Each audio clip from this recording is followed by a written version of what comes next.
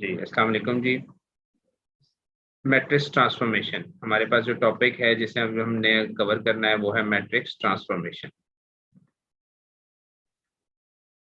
Matrix transformation अक्सर बच्चों को प्रॉब्लम आता है मैट्रिक्स जो ट्रांसफॉर्मेशन मैट्रिक्स है याद करने के लिए। तो उसके लिए मैं हमेशा बच्चों को बताता हूँ कि एक मेथड है जिसे आप अडॉप्ट कर लें तो उससे ये है कि आपको याद करने की जरूरत नहीं पड़ेगी, आप खुद ब खुद उससे बना सकते हैं। ठीक है, मैट्रिक्स ट्रांसफॉर्मेशन में सबसे पहले आ जाता है टॉपिक रिफ्लेक्शन। रिफ्लेक्शन की 4 टाइप की मैट्रिसेस हैं जो वो पूछ सकता है। Number 1 is reflection in the line X axis, reflection in the line Y axis, reflection in y is equal to X and reflection in y is equal to minus X. अच्छा, matrix transformation करने के लिए सबसे पहले आपको चाहिए कि आपको पता होना चाहिए आइडेंटिटी मैट्रिक्स क्या होता है। 1001, ये आइडेंटिटी मैट्रिक्स आपको पता होना चाहिए।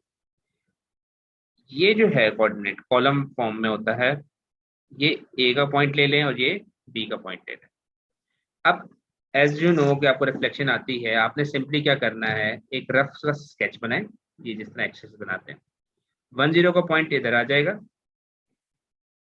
01 वाला पॉइंट हमारे पास यहाँ पे आ जाएगा। ठीक है, अब इस पॉइंट को आप रिफ्लेक्ट करा दें।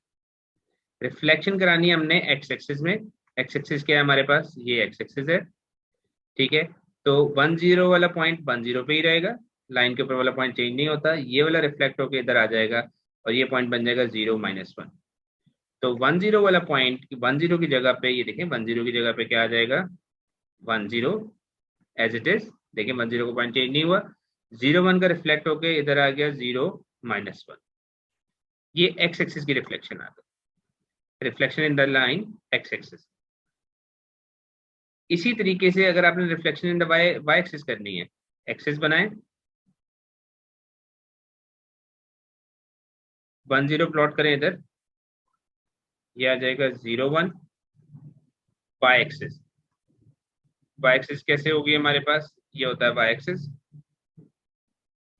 तो ये क्या हो जाएगा, 10 ये वाला पॉइंट रिफ्लेक्ट होकर इधर आ जाएगा -10 पे, 01 वाला पॉइंट 01 पे रहेगा। तो 10 का पॉइंट चेंज होकर किधर आ गया, देखो 10 का पॉइंट चेंज होकर किधर आ गया, -10, और 01 का पॉइंट 01 पे ही रह गया। तो ये वाई एक्सिस की रिफ्लेक्शन बनेगी -1001।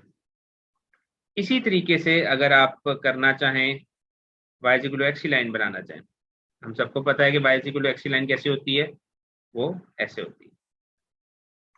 अब ये 10 वाला पॉइंट रिफ्लेक्ट होकर इधर चला जाएगा 01 पे, 10 की जगह पे लिखते हैं 01, और 01 वाला रिफ्लेक्ट होकर इधर आ जाएगा 10 पे, क्या आ गया 10 पे।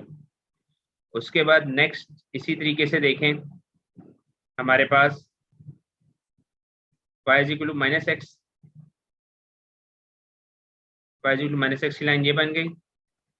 ये पॉइंट था ना 10 रिफ्लेक्ट होकर अब इधर आ जाएगा 0 - 1 पे। तो 10 की जगह पे आप क्या लिख देंगे, 0 - 1, और ये 01 था, 01 रिफ्लेक्ट होकर इधर आ जाएगा -10 पे। तो ये -10। ठीक है जी, ये थी matrix transformation reflection in X axis Y axis, Y equal to X और -x। ये इनके मैट्रिसेस हैं। किसी का रट्टा स्ट्रांग है तो वो बेशक याद कर ले, लेकिन मुझे पता है याद नहीं होती, गलती के चांसेस होते हैं। इस तरह बनाना सीख जाए, ज्यादा आसान हो जाएगा। उसके बाद है रोटेशन। रोटेशन में 3 चीजें होती हैं। रोटेशन, अच्छा ये बात याद रखिएगा, मैट्रिक्स ट्रांसफॉर्मेशन सिर्फ और सिर्फ वो उसकी पूछेगा जिसमें आपके पास से ओरिजिन से गुजर रहा हो। जिस तरह एक्स एक्सिस ओरिजिन से गुजरता था रिफ्लेक्शन में, वाई एक्सिस, ये सारे चीज। इसी तरीके से रोटेशन है, सारी रोटेशन की मैट्रिसेस सारी ओरिजिन से, सेंटर ऑफ रोटेशन उन सबका क्या होगा, ओरिजिन 0 0। अच्छा, अब ये है कि जी अगर आपके पास इसमें 3 मैट्रिसेस पूछता है, वो नंबर 1 एंगल ऑफ रोटेशन है जी 90 degree clockwise, 90 degree anti clockwise, और 180 डिग्री क्लॉकवाइज हो जाए एंटी क्लॉकवाइज हो। ये 3 मैट्रिसेस वो पूछता है आपसे। तो क्या होगा, इसका मैट्रिक्स कैसे बनेगी हमारे पास, कि अगेन आप इस तरह एक्सेस बनाएं, 10 01, हमने 90 डिग्री क्लॉकवाइज रोटेट करना है। तो अब ये जरा गौर से देखिएगा, ये 10 रोटेट होके इधर आ जाएगा, ये क्लॉकवाइज ऐसे रोटेशन होगी। 10 आ जाएगा 0 - 1 पे, 0 1 आ जाएगा 10 पे। अगेन वो जो देखें मैट्रिक्स था 10 0 1, जो ओरिजिनल आइडेंटिटी मैट्रिक्स था जिसमें ए और बी के कोऑर्डिनेट्स हम देते थे, तो 10 का जो पॉइंट है, 10 का जो पॉइंट है वो कन्वर्ट हो गया 0 - 1 पे, 0 1 वाला आ गया 10 पे। इसी तरीके से 90 degree anti clockwise, anti clockwise में क्या होगा, 10 आ जाएगा इधर, ये रोटेशन बल्कि इसे मैं अरेज कर देता हूँ पिछली वाली, देखिए 10 रोटेट होके इधर आ जाएगा 0 1 पे, और 0 1 रोटेट होके इधर आ जाएगा -10 पे। ठीक है, उसके बाद नेक्स्ट है जी हमारे पास 180 डिग्री, 180 डिग्री हमारे पास क्लॉकवाइज हो जाए एंटी क्लॉकवाइज।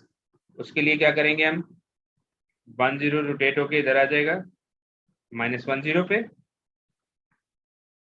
और 0 1 रोटेट होके इधर आ जाएगा 0 - 1 पे। तो ये तीन मैट्रिसेस हमारे पास 9 रोटेशन की आ गई। ठीक है, नेक्स्ट है इनलार्जमेंट। इनलार्जमेंट में देखें बेटे, अगेन मैंने आपको बताया था जो भी मैट्रिक्स ट्रांसफॉर्मेशन जिसकी पूछेगा वो ओरिजिन होगी, है तो इसमें भी सेंटर ऑफ इनलार्जमेंट क्या होगा, 0 0। स्केल फैक्टर कोई भी हो सकता है। ठीक है, अच्छा अब मैं आपको इसको एक्सप्लेन कर देता हूँ, ये सबसे आसान है, 10 0 1। अगर इसका स्केल फैक्टर है 2, सपोज की बात है स्केल फैक्टर है 2, तो ये ओरिजिन से क्या होगा, 2 टाइम्स आगे चला जाएगा 2 0 पे, और यहाँ पे आ जाएगा 0 2 पे।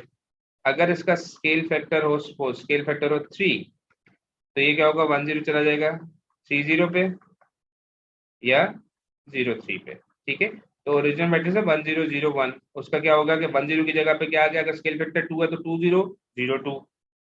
ठीक है, और अगर स्केल फैक्टर 3 था, ये स्केल फैक्टर 2 था, स्केल फैक्टर अगर 3 होगा तो क्या हो जाएगा 30 0 3।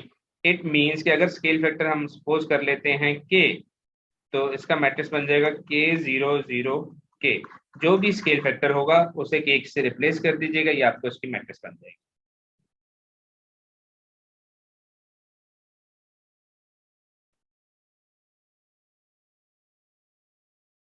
तो ये है हमारे पास सारा